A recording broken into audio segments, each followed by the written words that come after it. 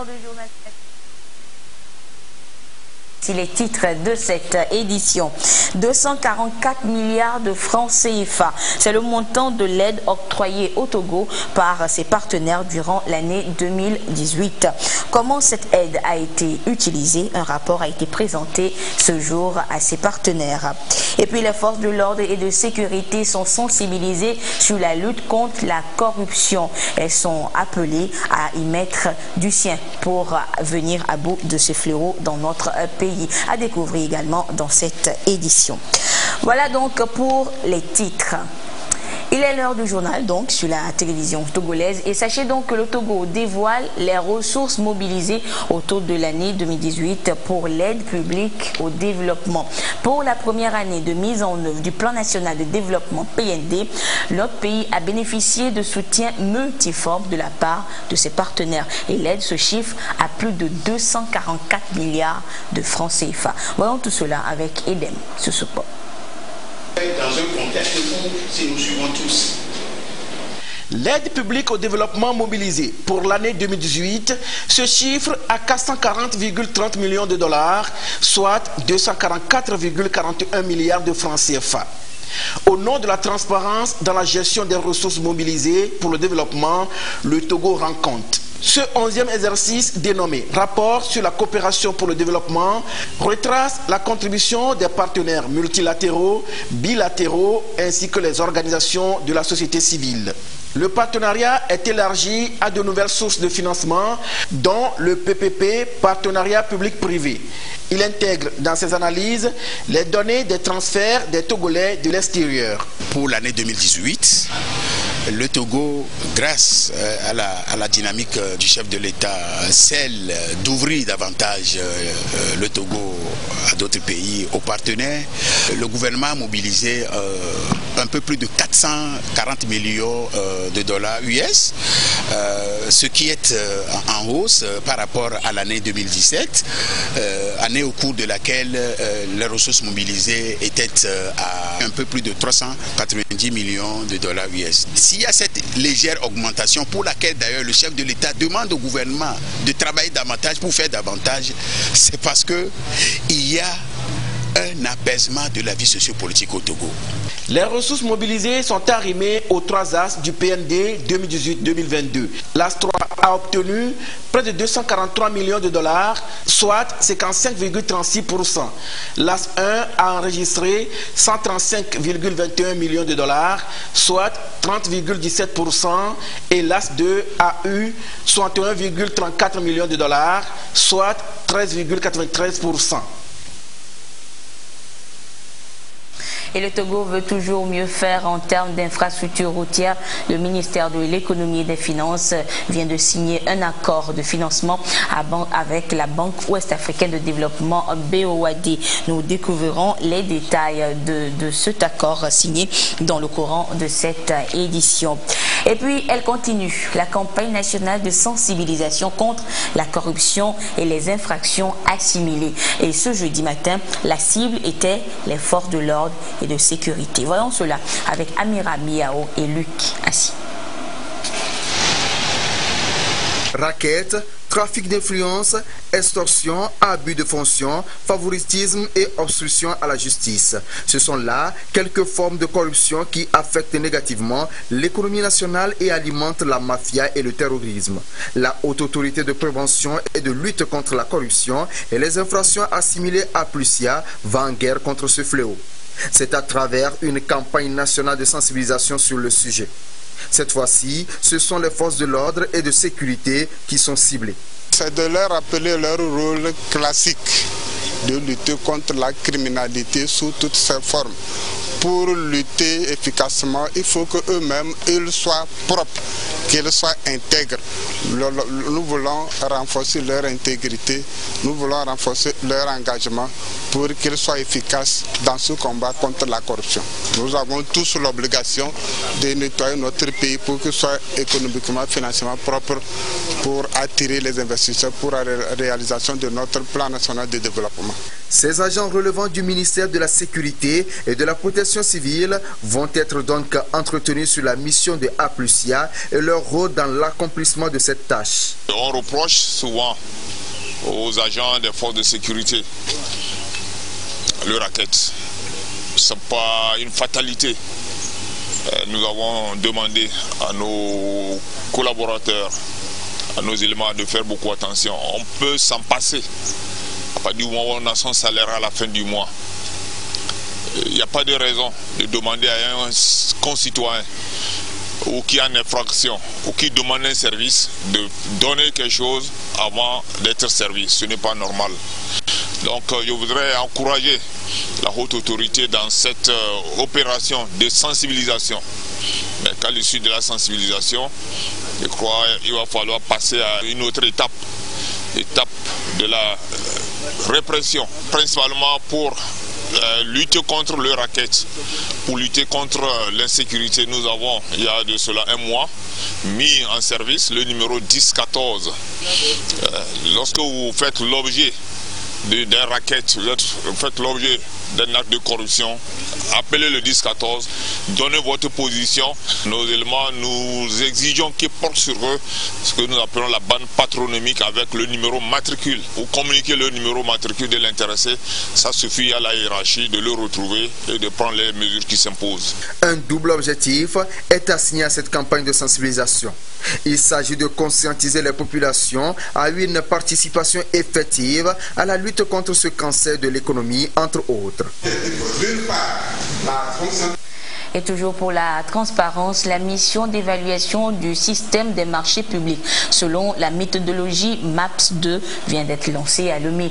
Il s'agit d'une auto-évaluation qui permettra d'analyser les systèmes de passation de ces marchés publics afin de mieux relever les défis de l'heure. Gisèle Kozona et Ferdinand Diassoa nous en disent plus. Vers un meilleur assainissement des commandes publiques au Togo.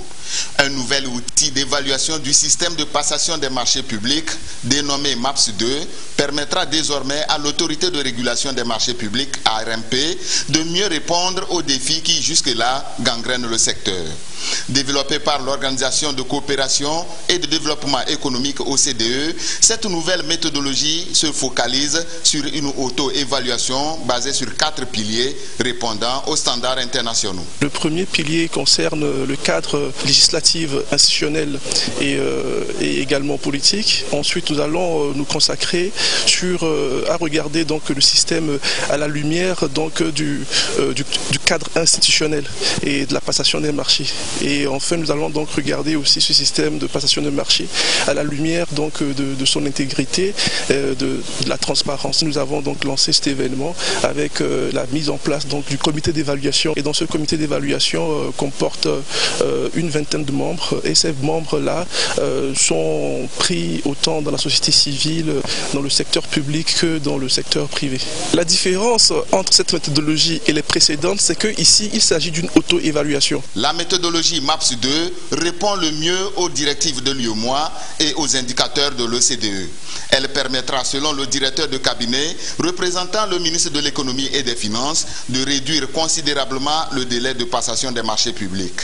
C'est donc une innovation initiée par le gouvernement togolais et qui s'inscrit parmi les grandes réformes engagées dans le secteur.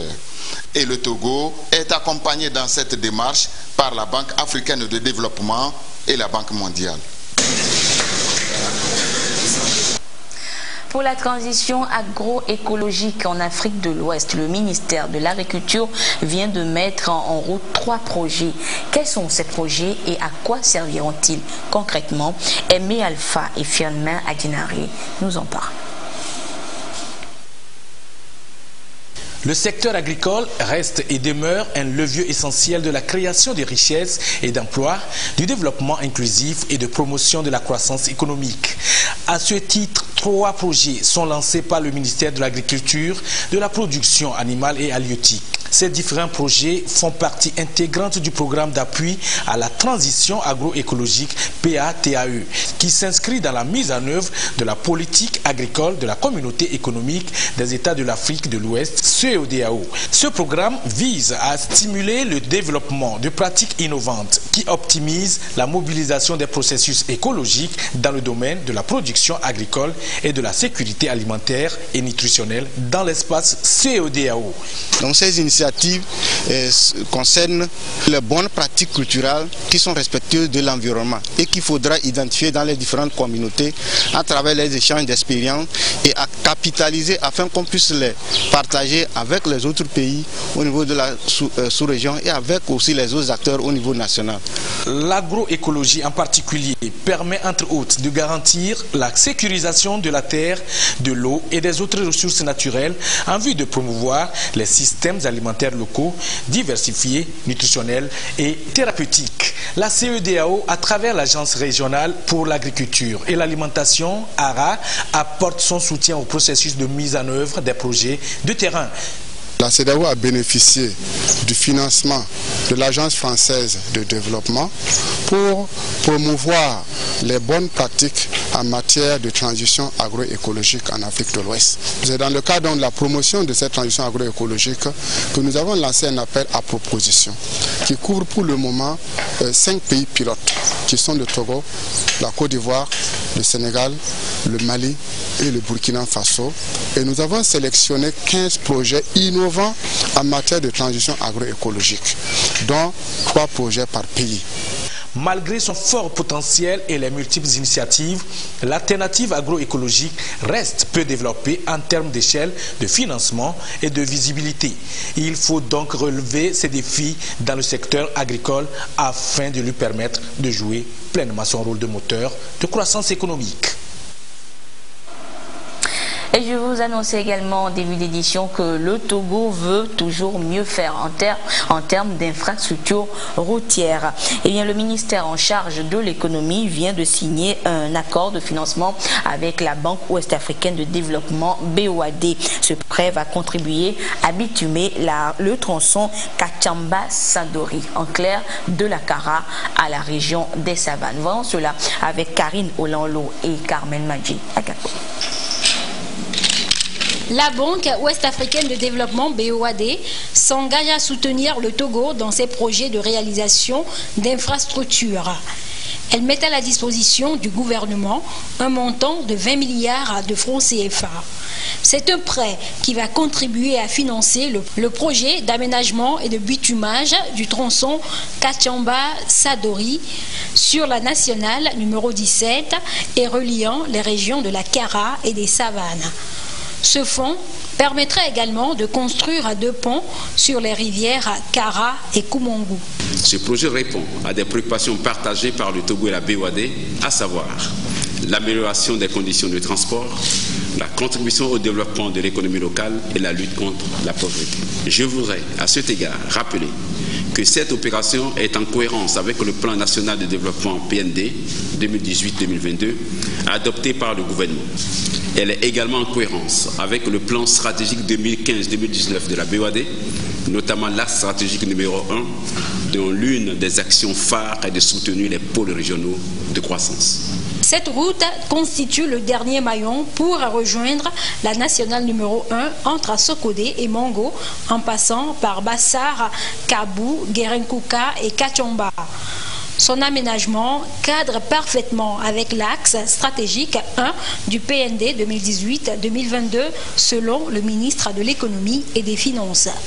Je voudrais saluer le choix fait par la BOAD d'accompagner le Togo dans la réalisation de ce projet qui témoigne une fois encore sa détermination à appuyer la politique de développement du gouvernement conduite sous le leadership du président de la République, son Excellence, M. Faure Eswatini Gnassingbé. La route du développement passe par le développement de la route d'Iton. Fort de cette assertion, le gouvernement a consenti ces dernières années d'importants investissements pour développer et moderniser les infrastructures routières. Ainsi, Entre 2010 et 2018, plus de 800 km de réhabilitation, de renforcement, d'aménagement et de bitumage de routes et des ouvrages d'art ont été réalisés pour un montant de près de 680 milliards de francs CFA. Sur la même période, plus de 4000 km de pistes rurales ont été construites et réhabilitées pour plus de 61 milliards de francs CFA. Le gouvernement est persuadé que la modernisation des infrastructures en général et routières en particulier donnera un nouveau souffle aux activités économiques dans notre pays, notamment le développement des échanges nationaux intra-régionaux. Tous ces projets ambitieux, faut-il le rappeler, constituent pour le gouvernement non seulement une réponse aux nombreux besoins pressants des populations, mais également la réalisation des objectifs de développement qui s'est assigné dans le cadre de la mise en œuvre du Plan national de développement PND 2018-2022, que je vous invite une fois encore à continuer de soutenir. Ce nouveau concours porte à 605,4 milliards de francs CFA le montant total des engagements de la BOAD au Togo, tout secteur confondu, dont 246 milliards consacrés au secteur des infrastructures de transport. Communiqué du ministre de l'économie et des finances. La conférence interafricaine des marchés d'assurance CIMA recrute dans les États membres Bénin, Burkina Faso, Cameroun, Centrafrique, Congo, Côte d'Ivoire, Gabon, Guinée-Bissau, Guinée équatoriale, Mali, Niger, Sénégal, Tchad et le Togo sur concours de commissaires contrôleurs des assurances au secrétariat général de la CIMA à Libreville au Gabon. Les dispositions générales et les modalités du concours sont à consulter dans le quotidien national Togo Presse. Et de son côté, le ministre de la Défense et des anciens combattants porte à la connaissance des candidats dont les noms figurent dans le quotidien national Togo Presse qu'ils sont déclarés définitivement admis au concours d'entrée à l'école de formation des officiers des forces armées togolaises EFOFAT 2019. À cet effet, ils sont priés de se présenter à l'état-major général des forces armées togolaises demain, vendredi 20 septembre 2019 à 7h30 pour les formalités administratives. Tous ceux qui ne se seront pas présentés seront considérés comme démissionnaires. Notez bien, se munir d'une pièce d'identité.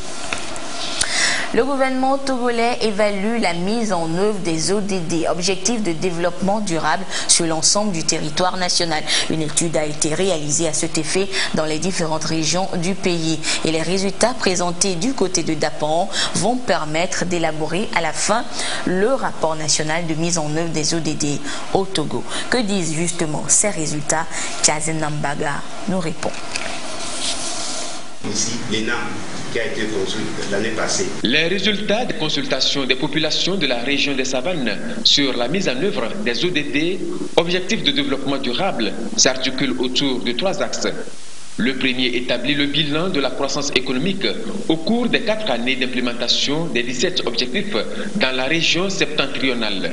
Les gens reconnaissent qu'avec la mise en œuvre des programmes, surtout des programmes qui sont mis en œuvre après l'adoption des ODD, ils ont trouvé leur peine allégée. Ça a boosté l'économie. Dans le commerce, même dans l'agriculture, il y a eu beaucoup de programmes qui ont été développés et qui ont permis aux populations de vivre mieux, de gagner plus d'argent et de renforcer leur capacité économique. Le second axe de ces résultats se focalise sur la contribution des objectifs de développement durable dans la consolidation de la paix sociale dans la région des Savanes. Outre l'apaisement politique, la gestion des conflits fonciers a été l'aspect qui a retenu le plus d'attention des populations. Dans notre région ici, ce qui est source de conflit, c'est le foncier. Mais il y a eu aussi un programme qui a été développé avec l'appui du ministère de l'Action sociale qui s'appelle Prévention et gestion pacifique des conflits liés au foncier dans la région de Savanes. On a vu que plusieurs conflits ont été gérés ou autogérés par les communautés elles-mêmes. L'autre axe majeur abordé concerne la coordination des actions de développement dans la région des Savanes. Ici, il est déploré le manque de partage des rapports et donc d'expérience sur les projets de développement au niveau sectoriel. Les différents acteurs ont été conviés à aller vers une synergie d'action pour impacter durablement le développement de la région des Savanes. Des recommandations ont été également formulées.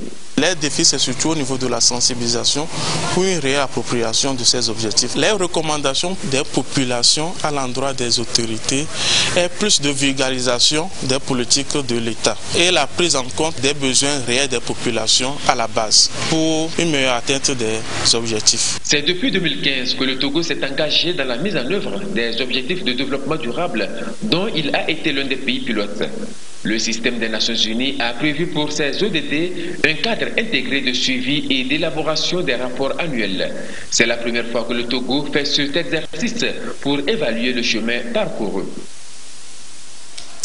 Pour la 14e vague de volontaires nationaux de compétences, ils sont 500 jeunes primo-demandeurs d'emploi à prêter solennellement serment ce jeudi à Lomé. Et par ce acte, ils se sont engagés à servir leur communauté. Le reportage est signé Innocencia Anyama et Sonia Amenipo. Les dispositions et conditions. La main sur la poitrine, les 500 jeunes primo-demandeurs d'emploi de la 14e vague jurent solennellement ici de servir leur communauté. Par ce serment, ils font don de soi à la nation et s'engagent à respecter les obligations du choix qu'ils ont librement fait, notamment œuvrer pour l'inclusion de chaque Togolais au développement du pays et à la réussite du PND. C'est un sentiment de joie qui nous anime après cette prestation de serment qui nous renvoie au volontariat. Moi particulièrement, je vais intervenir dans le domaine de l'enseignement et je pense que pour construire une nation aussi forte, émergente, tout ça, ça doit passer par l'éducation et former des citoyens. C'est ça ma mission. L'Agence nationale du volontariat au Togo développe 4 types de volontariat. C'est le tout premier type qui concerne les diplômés primo-demandeurs d'emploi. Ce que nous attendons, c'est que dans leur mission, ils puissent servir les populations à la base parce que c'est les volontaires qui iront en majorité dans le Togo des profondeurs. Et comme on est en pleine décentralisation, ils vont aider les collectivités locales à mettre en œuvre des projets de développement au niveau local. Le gouvernement permet ainsi aux jeunes de contribuer à la consolidation du développement social et au renforcement des mécanismes d'inclusion comme le prévoit l'axe 3 du plan national de développement.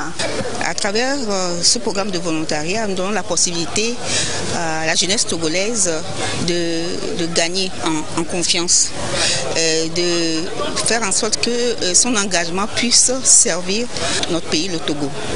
Et aujourd'hui, nous savons que le volontariat engage les jeunes à servir leur communauté.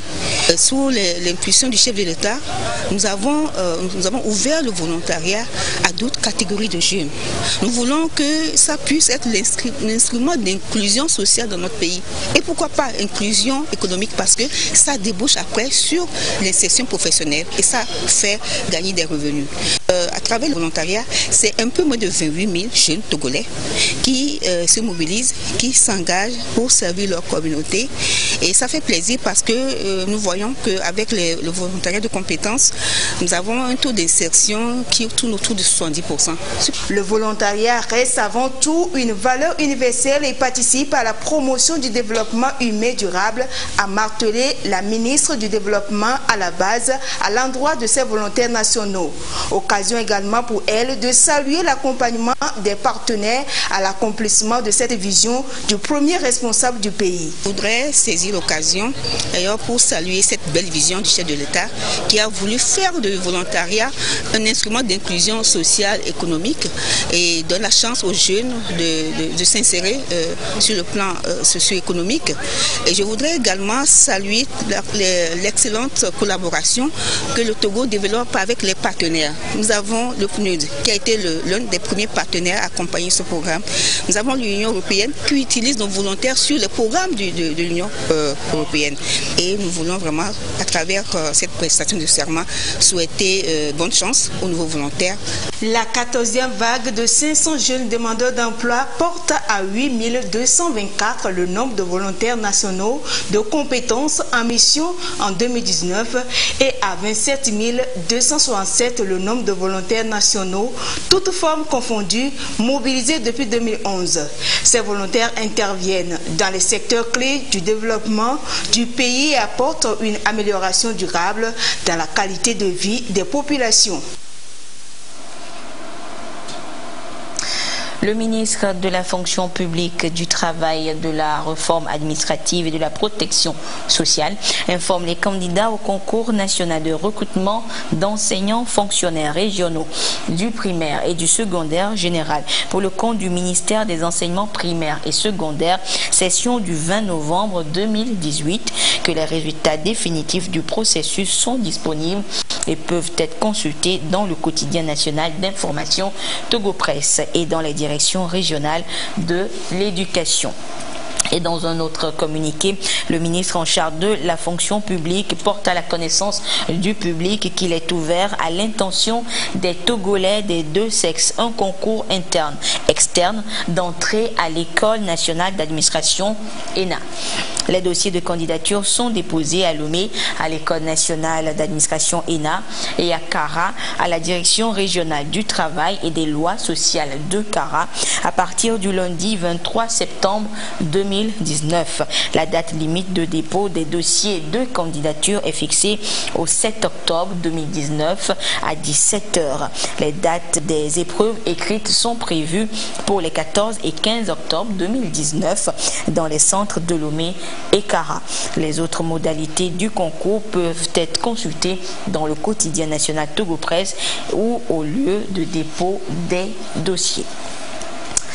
Les porteurs du projet de développement et de gouvernance minière, projet en cours au Togo, ont rencontré les acteurs du secteur minier et les populations de la région centrale.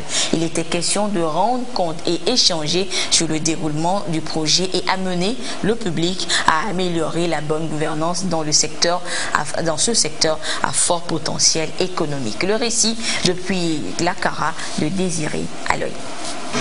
C'est pas ça. Le secteur minier est un domaine prioritaire qui contribue à la croissance économique.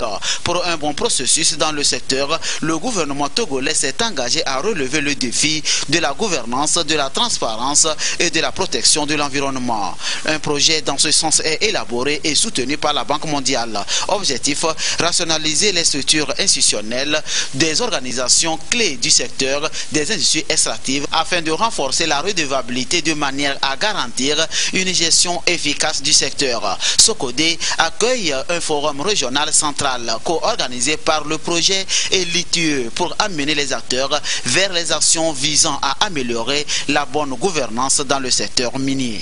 Après l'adhésion du pays et la déclaration du Togo en tant que pays conforme à l'ITIE, il fallait donc permettre aux différentes parties prenantes de pouvoir s'outiller pour pouvoir répondre à l'ITIE qui est une norme.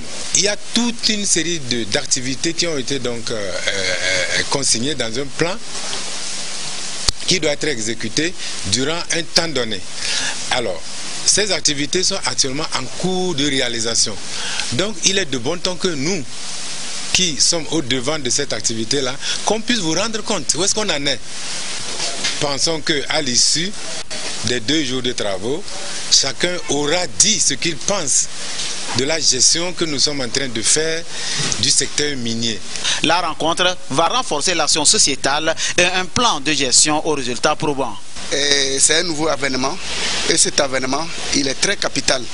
Avec le PND aussi qui est en train de pointer, ça nous permettra d'arriver à asseoir ce PND qui est tout le vœu de nous tous pour que la jeunesse qui est à la quête du travail puissent assouvir à leur ambition pour leur bonheur et le bonheur de nous tous. Face à face, les acteurs vont se demander mutuellement des comptes. En définitive, il est question de travail à accroître la redevabilité et la transparence au travers d'un processus de bonne gouvernance de ressources incluant un plan d'action d'évaluation environnementale et sociale stratégique du secteur minier. Le représentant du pouvoir central de Tchaoudjo, le colonel Matiendou Montpion, a convié les acteurs au niveau région centrale à un travail de fond par des actions participatives pour faire du secteur minier un domaine à fort potentiel économique, un grand maillon qui va propulser le PND.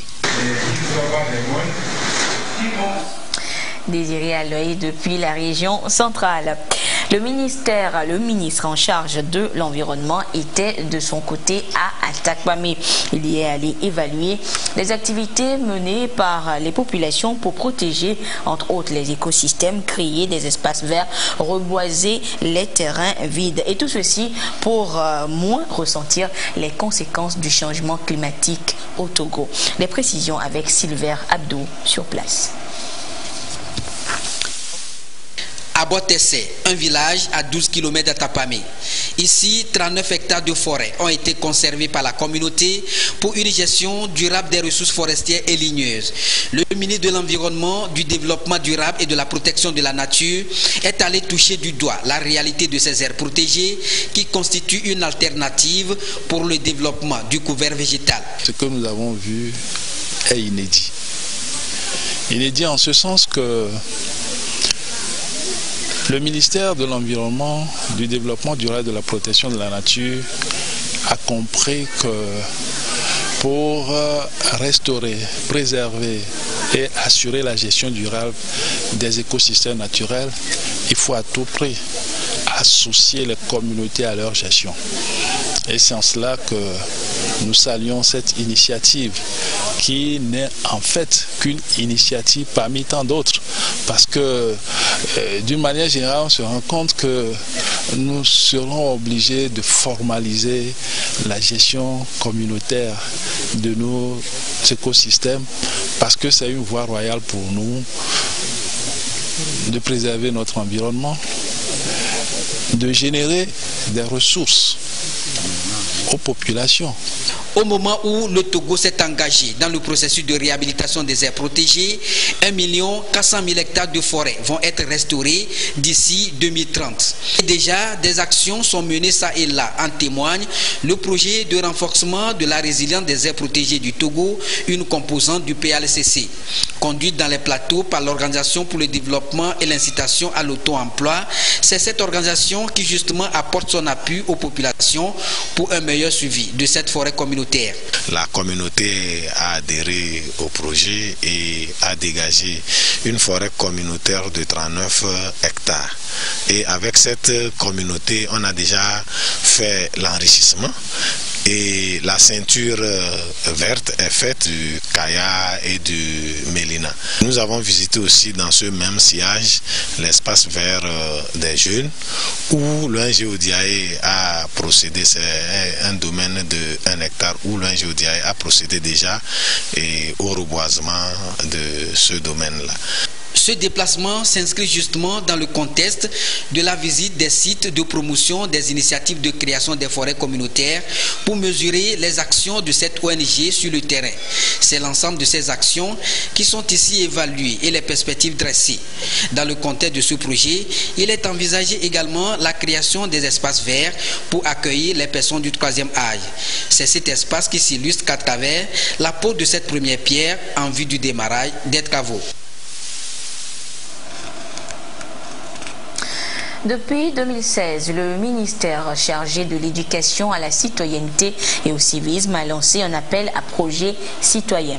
Pour cette 4e édition, 26 projets ont été sélectionnés et le ministre de tutelle leur a remis des attestations ce jour. Qui sont-ils et quels sont leurs projets? Innocentia Anyama et Yata Ratem nous les font découvrir. Les lauréats de l'appel à projet citoyen 2019 sont connus. Au terme de l'évaluation des 162 dossiers de candidature enregistrés, 26 associations et ONG issues de toutes les régions du Togo ont été retenues pour la pertinence de leur dossier et reçoivent ici leur attestation. Cet appel à projet s'inscrit dans le cadre de la mise en œuvre de notre politique nationale de formation civique et dans son axe 3 relatif au civisme et à la participation citoyenne et surtout dans la stratégie de faire faire. Outre les critères de forme, il y a des critères de fond qui sont d'abord l'expérience en matière associative, l'expérience avérée en civisme et citoyenneté. Nous avons tenu compte de la cohérence du projet, titre, objectif et résultats attendus, de l'installation effective dans la zone de mise en œuvre du projet, de la pertinence du projet en ce qu'il soit capable de résoudre un problème dans la localité de mise en œuvre. Puis enfin, un esprit d'innovation. Nous avons un montant standard qui est de 1 500 000 francs pour chaque projet. C'est ce qui explique que, après sélection, nous faisons ce qu'on appelle le recadrage. Les lauréats ont donc pour mission de participer à la promotion citoyenne, accompagner les populations et les sensibiliser sur les comportements citoyens. Nous sommes partis d'un constat.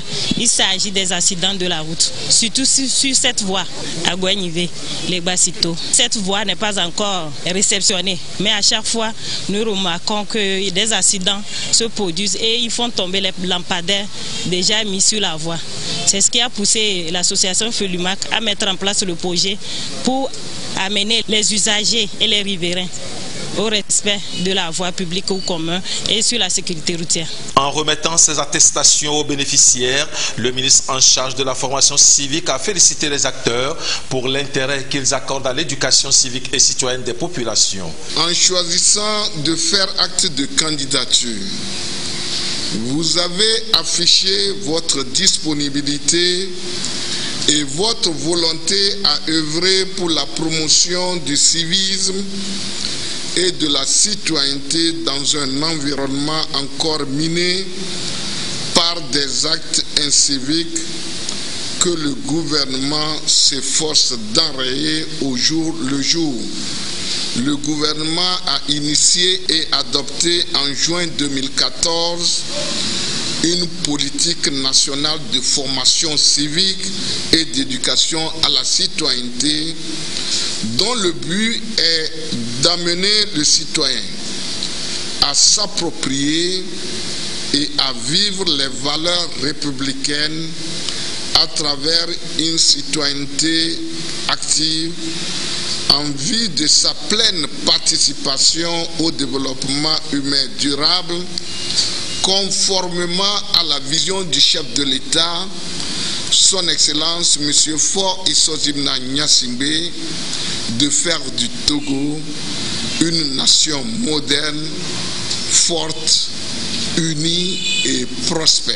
La consolidation de la démocratie, de la paix, de la réconciliation nationale et le vivre ensemble ne peuvent être possibles si l'on ne renforce à la base l'esprit citoyen. Les actions ou initiatives des uns et des autres dans ce sens sont donc encouragées pour l'harmonie, le vivre ensemble et la concorde nationale. Et après donc le vivre ensemble, ouvrons maintenant la page des sports de ce jeudi avec Jean Kofi Dédi. Jean, bonsoir. Bonsoir Anita. Jean, les éperviers locaux ont un match important ce dimanche à Lomé. Oui Anita, il s'agit bien du match aller comptant pour le deuxième tour des éliminatoires du championnat d'Afrique des Nations CHAN 2020. Cette semaine est donc riche en séances d'entraînement pour les éperviers locaux qui attendent de pied ferme les Super Eagles locaux du Nigeria. La rencontre aura lieu ce dimanche 22 septembre au stade de Kégué. Quel est l'état d'esprit de la formation togolaise avant cette rencontre? Sergine Raimondo nous en dit plus.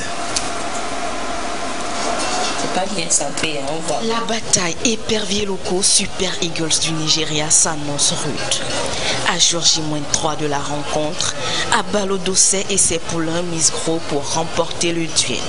D'où la présente séance de remise en forme. 15 minutes d'échauffement pour revigorer le moral des joueurs et c'est parti pour 90 minutes de travail. Physiquement, l'équipe est prête. Je crois que maintenant c'est sur la pratique qu'on va travailler encore, surtout la finition. C'est ça qui me fait vraiment défaut. Je crois que c'est un problème qui est général. Hein. Donc on va essayer de travailler là-dessus et surtout sur le plan mental aussi. La sélection nigériane sera entre les griffes des éperviers locaux dimanche prochain au stade de Kégué et ces derniers entendent bien marquer leur territoire, même si l'adversaire a pour nom Super Eagles. On est prêt pour affronter le Nigeria. Physiquement, mentalement, en première victoire. C'est sûr, on va gagner. C'est sur notre propre terrain. On sait que ça peut être facile, mais on est chez nous et on fera tout pour gagner le match aller chez nous. Quand on joue le Nigeria, tout le monde, les joueurs se disent ah, le Nigeria, non. Je pense que ça peut être facile, mais moi je suis très confiant, vu ce qu'ils ont montré jusqu'à présent même. Pour ce petit score qu'on vient de faire juste aujourd'hui, ça veut dire vraiment, je suis très confiant qu'on passera le cap du Nigeria. Cette rencontre va compter pour le deuxième tour des éliminatoires du championnat d'Afrique des Nations, CHAN Total, Cameroun 2020.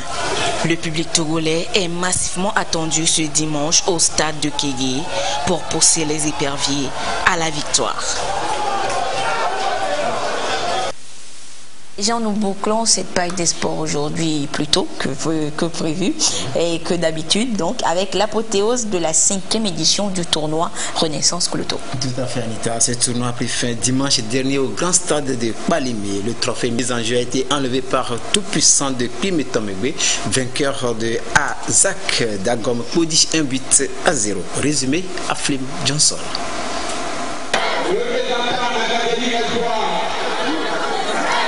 Tel qu'il l'a fait depuis le coup d'envoi de cette 5e édition du tournoi Renaissance Cloto, le public de Balimé a encore pris rendez-vous pour l'épilogue. Et pour une telle mobilisation, les deux équipes de la finale le lui ont bien rendu. La rencontre opposant tout-puissant de Klimetomegbe en maillot blanc à Azak Dagom Ekboji habillé en bleu a été animée d'emblée. L'envie de scorer était manifestée d'un côté comme de l'autre, d'où des velléités qui ne manquaient que de peu le cadre. À la 36e minute, Tout-Puissant tente encore sa chance.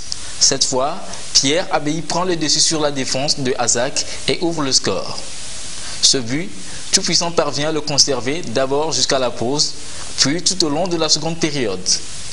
Tout-Puissant 1, Azak 0, la victoire a choisi son camp. 5 années de suite que l'association Afrique Terre de Culture et son président Milek Agbokou gagnent le pari de servir la jeunesse. Nous sommes très satisfaits de cette 5e édition qui vient donc de connaître son verdict. Nous avions bien rempli donc ces vacances à ces jeunes scolaires qui n'ont pas du tout perdu leur temps. Nous sommes très ravis de cette béatitude, de ce bonheur-là que nous partageons avec ce public du Grand Cloto. Et l'heureux promoteur d'en appeler au sérieux des apprenants dans le travail en ce début d'année académique. Les vacances sont finies, l'école va reprendre. Il faudrait que ces élèves reprennent le chemin de l'école avec beaucoup d'assiduité. Il faudrait donc que ces enfants réussissent à la fin de l'année pour que nous aussi nous puissions encore une fois réorganiser et organiser une autre édition. Bien avant de renvoyer les élèves à leurs études, le comité d'organisation a pris le temps de s'occuper des meilleures individualités et équipes, toutes gratifiées selon les performances. Le président de l'organisation. Oui, Jean. Ouais, ce serait tout pour ce soir. Le prochain rendez-vous, c'est samedi à partir de 13h45. Merci, Jean. J'espère que tu seras au stade dimanche pour pousser les éperviers locaux. C'est sûr, et c'est sûr que je te retrouverai au stade. Ce serait très cool. Merci beaucoup, Jean. Et le rendez-vous est pris donc pour jeudi prochain pour une autre page des sports. Et ce communiqué donc de l'Office togolais des recettes pour terminer, le commissaire général de l'Office togolais des recettes porte à la connaissance des candidats au concours de recrutement de chauffeurs. Objet de l'appel à candidature externe numéro 001 barre OTR du 8 mars 2019 que les résultats du test écrit du samedi 15 juin 2019 sont disponibles et peuvent être consultés au siège de l'OTR et sur le site web de l'OTR à partir de ce 19 septembre 2019. Les candidats retenus pour la suite du processus sont convoqués pour les tests pratiques de conduite du code de la route et de la connaissance automobile qui auront lieu à partir du 10 octobre 2019 à 7h au siège de l'OTR.